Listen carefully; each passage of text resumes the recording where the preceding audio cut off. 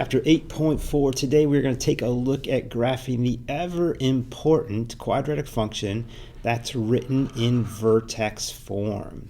But before we do that, there's a couple of other key ideas that we're looking at today. Functions can be even functions or they can be odd functions. And oftentimes it's a good indication by looking at their degree. However, there is a specific test that you should do for even functions and for odd functions. The algebraic test is that f of x is equal to f of negative x for an even function. Graphically, that means it's reflection symmetric over the y-axis. For an odd function, we will take the opposite of f of x and evaluate to see if that's the same as f of negative x. Now, graphically, if it's rotationally symmetric 180 degrees around the origin, then we say it's an odd function. Let's take a look at our first example. It says to determine whether each function is even, odd, or neither using the rule above, then graph each to check your answer.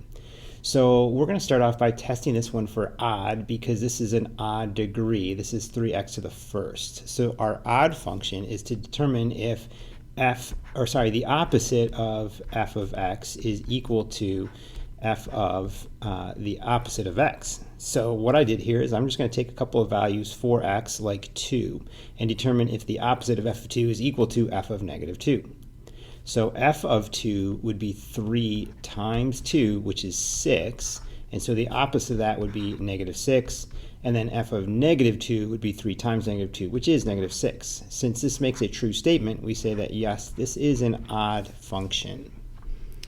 For example B, we're going to test to see if this is an even function. Now for even, that means we're going to test and see if f of x is equal to f of negative x. And again, what I'm doing here is just plugging in a couple of values for x to test it out. So when we do that, we are going to end up with 2 times 2 squared minus 6, and that's going to give us 4 times 2, which is 8. 8 minus 6 is 2.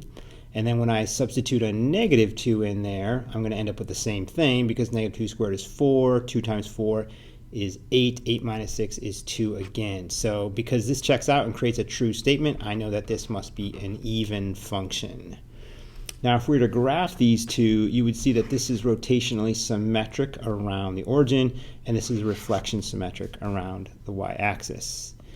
For letter C here, when we graph this one, we're going to see that it's neither rotationally symmetric around the origin or reflection symmetric over the y-axis. So this graph is going to actually be, or this function I should say, is actually neither. Even though it's got an even degree, don't be fooled, it's not going to be an even function. All right, on to the kind of the meat of what we're talking about today. And we're really looking at graphing a quadratic that's in vertex form. Now this form should look a little bit familiar to you because we did this earlier in the year with absolute value functions. Key properties to graphing vertex form, we see that it's going to be a translation h units horizontally and k units vertically. Now keep in mind that x always lies, so our horizontal translations are going to move in the opposite direction of the sign on h. Our vertex here is always going to be the point h comma k. Our axis of symmetry is going to be the vertical line x equals h. And when our parabola has an a value that's greater than 0, it will open up. And when our a value is less than 0, our parabola will open down. Keeping in mind, a, remember, always tells us about that vertical shrink or stretch. All right. Let's do a few examples here and see how, let's see if I can spell stretch, see how this plays out. All right, in example 2, we want to give the vertex and axis of symmetry for our quadratic functions that are written in vertex form. So our a value here looks like it's negative 2. Our h value is positive 7, so h is 7. And we don't have a k value out here, so our k is 0. That means our vertex is going to be equal to 7, 0. And our axis of symmetry, we're going to abbreviate that, axis of sim, is the vertical line x equals 7, because that is our h value. And our next one here, we have g of x is equal to x plus 3 in parentheses squared minus 4. Looks like our a value is 1.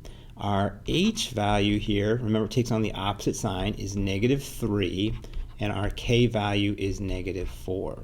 So that means our vertex is going to be equal to negative 3, negative 4, and our axis of symmetry is going to be the vertical line x equals negative 3. For example 3, we now want to write the equation in vertex form of a quadratic whose vertex is negative 1, 3. So keep in mind our general form here goes x minus h, quantity squared, plus k. Our h and our k values are found right from our vertex, and we can substitute those in. Now we don't have a value for a, that's okay. We're just going to let a be equal to 1. So that means we're going to have x plus 1 squared plus 3. Now here is the equation in vertex form of a parabola whose vertex is at negative 1, 3. All right, let's take a look at example 4 without using technology. Graph the quadratic function by finding several of its key properties. So looking at this, I see that it's in vertex form. It looks like my h is negative 2. My k value doesn't exist, so it's just 0. So my vertex must be negative 2, 0. I see that I have an a value that's equal to 1/2. That's positive, so I know this is going to open up. And when I'm asked to compare this to my parent function, it looks like my a value is going to be a vertical shrink by 1/2. All right, I also have this negative 2 on my h value, so that's a horizontal translation. I'm going to call it a slide, a horizontal slide, 2 units left. And yeah, that looks like that's all of my movements here. So let's plot that point, negative 2, 0. My a value is 1/2, which remember is a vertical shrink. That means when I go over to the right one, I'm only going to come up 1/2. And when I come to the right 2, I'm only going to come up 2 instead of 4. All right, so my axis of symmetry is this vertical line, x equals negative 2. So any point to the right also exists to the left of that. All right, so I've got several points now, and I got enough to graph my parabola. So I'm going to come down, scoop through, and go up and around.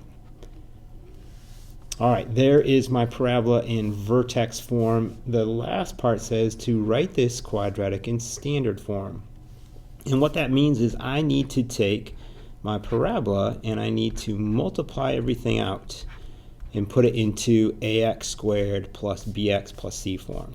So I have 1/2 times x plus 2 quantity squared, which means I have 1/2 times x plus 2 times x plus 2. Now we're multiplying all 3 of these, so just pick 2 at a time. I am going to do the multiplication of my two terms, x plus 2 first. So that results in x times x, which is x squared, 2x and another 2x, which gives me 4x, and then a 2 times a 2, which gives me a 4. Now I'm going to multiply my 1/2 to all 3 of those terms, and that results in 1/2 x squared plus 2x plus 2. And there is my quadratic in standard form.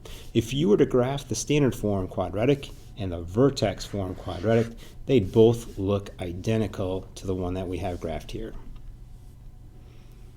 All right, in example 5 here, we've got, again, using no technology, just your knowledge of quadratics in vertex form, we are going to graph our quadratic negative 2 times x minus 3 quantity squared plus 4. I'll start off by plotting our vertex. It looks like our vertex is going to be at 3, 4. This is going to be a parabola that opens down because my a value is negative 2. That means it's going to be a vertical stretch and a reflection. So we got reflection over x-axis. We've got a vertical stretch by a factor of 2, and we've got a translation that's going on here, 3 units right and 4 units up. All right, so lots are happening here. Let's take a second and see if we can plot this quadratic. So if we go 3 units to the right and 4 units up, here's my vertex. And I know that this is going to be a parabola that opens down. I have a vertical stretch by a factor of 2. So if I go 1 more to the right, I'm going to come down 2. And keep in mind that this is reflection symmetric. Here's my axis of symmetry. So that same point's got to be reflected over here. And then I'm going to plot 2 more. If I go to the right of my vertex 2, instead of going down 4, I'm going to go down 8. And that's going to give me a point right here. And then same thing over on this side. All right, I've got 5 points. I'm going to graph this parabola as best I can here. And there you go. Our final question here asks us to write this quadratic in standard form. So similar to what we did in our last problem, we are going to expand and multiply, combine like terms to get a standard form from this vertex form. So here I have -2 times the quantity, x minus 3 squared plus 4. To simplify that, I'm going to have -2 times x minus 3 times x minus 3 plus 4. Now follow your order of operations. You got to multiply before you add in. I'm going to choose to multiply these 2 terms together first. So that gives me -2 times x squared minus 6x plus 9. Then I'm going to add in my 4. All right. Next, distribute your -2. That gives us -2x squared plus 12x minus 18. And then finally, we can add in our 4.